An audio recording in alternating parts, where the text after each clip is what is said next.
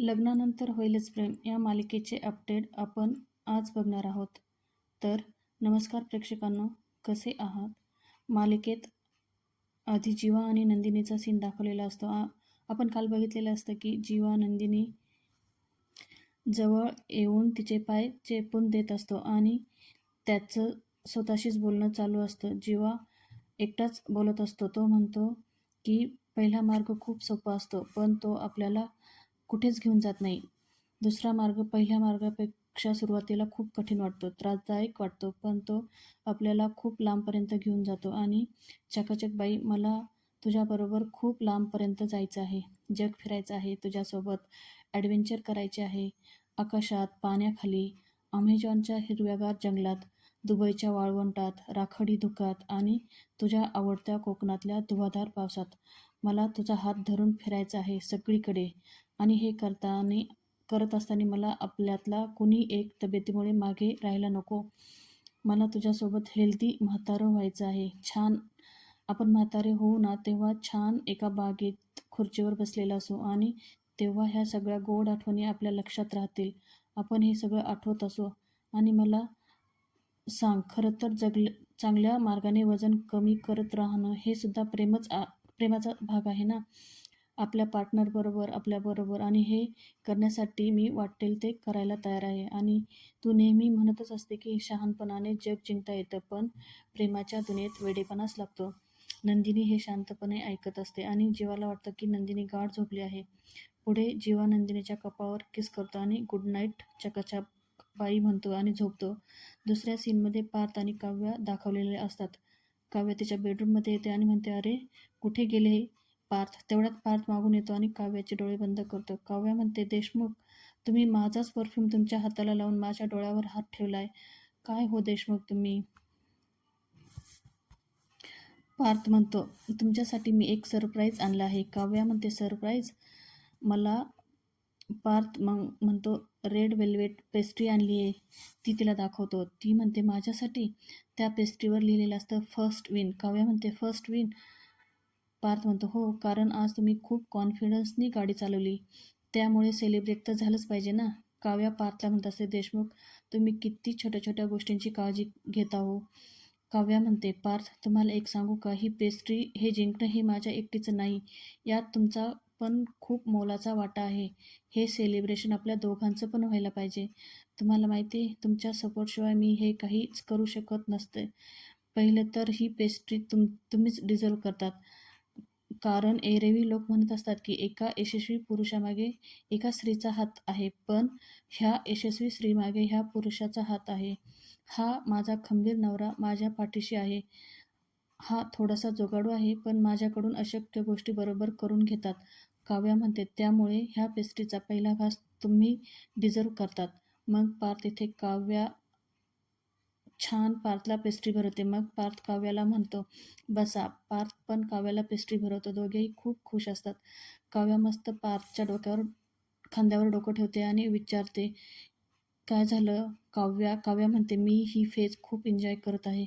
पार्थ, खूप छान वाटतंय. पार्थ म्हणतो, काव्या, खरं तर तुम्ही हे आयुष्य डिझर्व करतात. पुढे पार्थ म्हणत असतो की मला तर कधी कधी असं वाटतं की कधी एकदाची रात्र होते.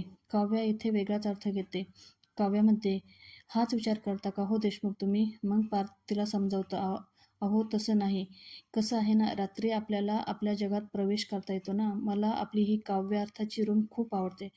काव्यार्थ म्हणते, खरं आहे, ही इथं कोणतीही गोष्ट प्रिंट करायची गरज नसते. पार्थ म्हणतो, खरं आहे, इथे सगळं मुकाटे काढून आपल्याला आपल्या मनातलं बोलता येतं, मनासारखं वागता येतं, हसता येतं. खरं मला तर वाटतं प्रत्येक नवरा बायकोने रात्री आपली अशी खाजगी प्रायव्हेट वेळ काढली पाहिजे, संवाद केला पाहिजे.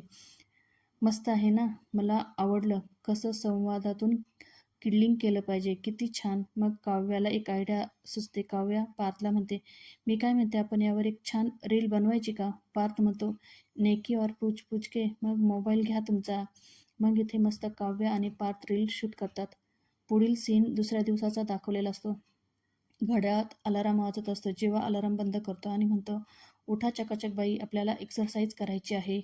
जेव्हा म्हणतो, चकाचक बाई, आणि जीवा चकाचकबाई तर बेडवर नाही, कुठं गेली ही? जीवा थोडा अस्वस्थ होतो आणि म्हणतो, अरे ही चकाचकबाई सकाळी सकाळी गेली कुठे? पुढे जीवा उठतो आणि बाहेर येऊन बघतो तर नंदिनी मस्त एक्सरसाइजचे कपडे घालून स्टेप अप करत असते. जीवाला तर विश्वासच बसत नाही डोळ्यांवर. तो डोळे चोळून पुन्हा पुन्हा बघत राहतो. जीवा नंदिनीला म्हणतो, तू? नंदिनी त्याच्याकडे कटाक्ष नजर टाकून म्हणते, स्टेप अपचे 3 सेट करून झाले आहे. आता 60 सेकंदचा ब्रेक घेऊन नेक्स्ट स्टेप सुरू. जीवा म्हणतो, अरे तू खरंच नक्की माझी बायको आहेस ना? नंदिनी म्हणते, बायको? मी? अहो तुम्ही माझे ट्रेनर आहात ना, मग मी तुमचे स्टुडंट झाले. जीवाला वाटतं नंदिनी त्याच्यावर चिडली आहे. जीवा म्हणतो, तू माझ्यावर चिडली आहेस का? नंदिनी म्हणते, मी का हो चिडेल तुमच्यावर? जीवा म्हणतो, नाही अगं मी तुला उठवायच्या आधीच तू उठून व्यायाम करायला लागले ना, आणि 25-25चे 3 सेट पण करून झाले. कसं शक्य आहे? नंदिनी म्हणते, का? का शक्य नाही? मग नंदिनी जीवाला म्हणत असते, रात्री ना कुणीतरी मला झोपेतून जागं केलं आहे. कुणीतरी म्हणत होतं की मला हेल्दी म्हातारी व्हायचं आहे आणि सगळं जग फिरायचं आहे. बरोबर ना? जीवा म्हणतो, अरे नंदिनी तू सगळं ऐकलं? नंदिनी जीवाला म्हणत असते, अहो तुमचा मध्यरात्री मंद झालेला श्वास सुद्धा ऐकायला येतो. आता तर तुम्ही माझी सरळ सरळ कान उघडणीच केली आहे ना. आता मी ठरवलं आहे की मी स्वतःहून सगळं करून एक्सरसाइज करणार आहेत. कारण नंदिनी कधी बोलून नाही तर करून दाखवते. नंदिनीला एवढं एक्सायटेड बघून जीवाला थोडंसं आश्चर्य वाटतं. नंदिनी पुढे म्हणते, माझं असं म्हणणं आहे की आजपासून ना आपण जरा हेवी एक्सरसाइज करायची का? जीवा म्हणतो, चालेल की, पण चकाचक बाई आज तू खूप सुंदर दिसते. जीवा मस्त तिच्या केसांवरनं हात फिरवतो.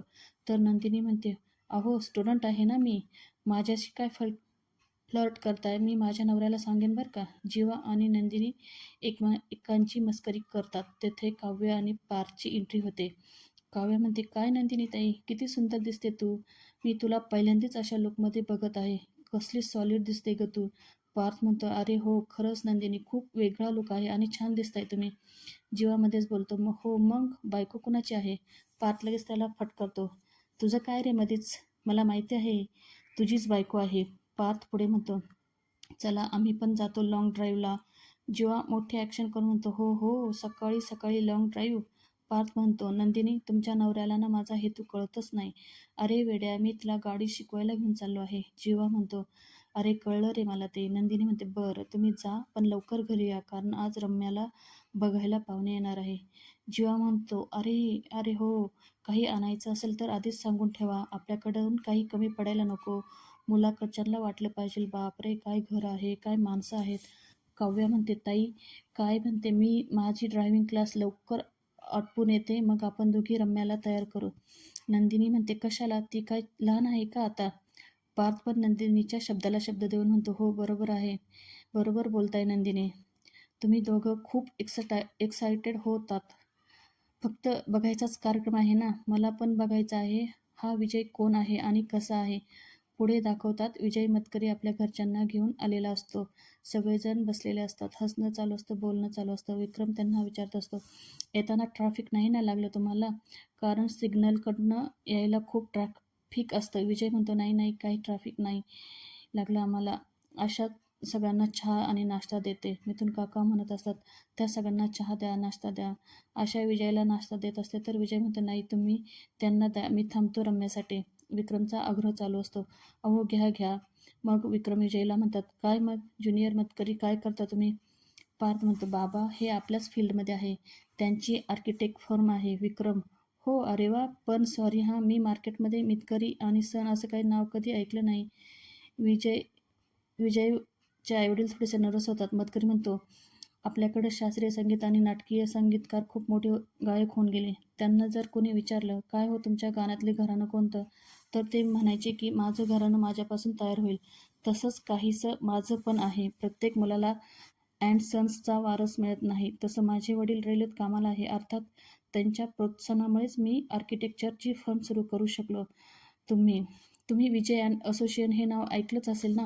मग विक्रमला आठवतं, अरे हो हो अच्छा, विजय अँड असोसिएशन, अरे बापरे, खूप मोठी कंपनी आहे बरं का वसुताई, कितीतरी मोठी मोठी कॉन्ट्रॅक्ट आपली कंपनी यांच्याकडे गेलेली आहे. स्वात्या म्हणतात, हो का? मध्येच मतकरी म्हणतात, बिझनेसविषयी चर्चा तर होतच राहतील, पण ती कुठं आहे रम्या? तेवढ्यात काव्य आणि नंदिनी रम्याला घेऊन येत असतात. स्वात्या म्हणतात, ही बघा आली रम्या. विजय रम्याला बघून लगेच उभा राहतो. विजय एकटक रम्याकडे बघत असतो. सगळ्यांच्या चेहऱ्यावर हसू असतं. जीवा विजयला म्हणतो, अरे विजय, एवढं काही नाही, बस तू. विजय म्हणतो, अरे नाही, एवढी सुंदर मुलगी आपल्यासाठी जर नटून पायऱ्या उतरून येत असेल तर किमान आपण तिच्यासाठी उभे तर नक्कीच राहू शकतो ना. रम्या विजयकडे बघतच राहते. काव्या रम्याला विचारते, कसं वाटतंय मग हे ऐकून. रम्या नाटक करत हसते. मग काव्या आणि नंदिनी रम्याला घेऊन सोफ्यावर बसतात. रम्या उठून मग विजयच्या आईवडिलांचं दर्शन घेते आणि पुन्हा बसते. विक्रम म्हणत असतो, बरं, तुम्हाला जर आमच्या रम्याला काही प्रश्न विचारायचे असतील तर तुम्ही विचारू शकता. आणि हो वसुताई, तुला जर विजयला काही प्रश्न विचारायचे असेल तर तू पण विचारून घे. वसू आत्या म्हणतात, हो, मला काही जास्त नाही विचारायचं, एकच गोष्ट विचारायची आहे. तसं काय आहे ना, माझी रम्या खूप कामसू आहे. ती आत्ता आमच्याच फर्ममध्ये काम करत आहे. म्हणजे कसं, लग्नानंतर सुद्धा ती तिचं काम कंटिन्यू करू शकते ना. म्हणजे तुमची परवानगी असेल ना ह्या गोष्टीला. विजयचे वडील म्हणत असतात, अहो, परवानगी देणार आम्ही कोण? ती आमची सून झाली म्हणून काय, ती तर आमची मुलीसारखीच असणार ना, मुलगीच असेल आमची. विजयची आई म्हणते, पण मला रम्याला एक प्रश्न विचारायचा आहे. सगळे जरा गंभीर होतात. सगळ्यांना आता असं वाटत असतं की विजयची आई काय विचारणार. मग वसू आत्या म्हणतात, काय विचारायचं आहे तुम्हाला? मग विजयची आई म्हणते, अगं रम्या, मला इतकंच विचारायचं होतं की माझ्या मुलाला सुखात ठेवशील ना तू. मग जरा सगळ्यांना हयास वाटतं आणि सगळे हसतात. मिथुन काका मध्येच म्हणतात, रम्या, विजय, तुम्ही एकमेकांना वेळ द्या, एकमेकांसोबत बोला, जा जरा तुम्ही. जीवा म्हणतो, हो काका, एकदम करेक्ट बोलताय. तुम्ही दोघे ना रूममध्ये जाऊन बोलू शकता एकमेकांसोबत, काही प्रॉब्लेम नाही. वसू आत्या पण हो म्हणतात. नंदिनी म्हणते, अरे ती वेळ काय, ती फोनवर सुद्धा देतच असते की यांना. काव्या लगेच रम्याला म्हणते, अगं मी काय म्हणते, आमची रूम इथेच आहे खाली, मग तुम्ही दोघे जाऊन आमच्या रूममध्ये गप्पा मारू शकता.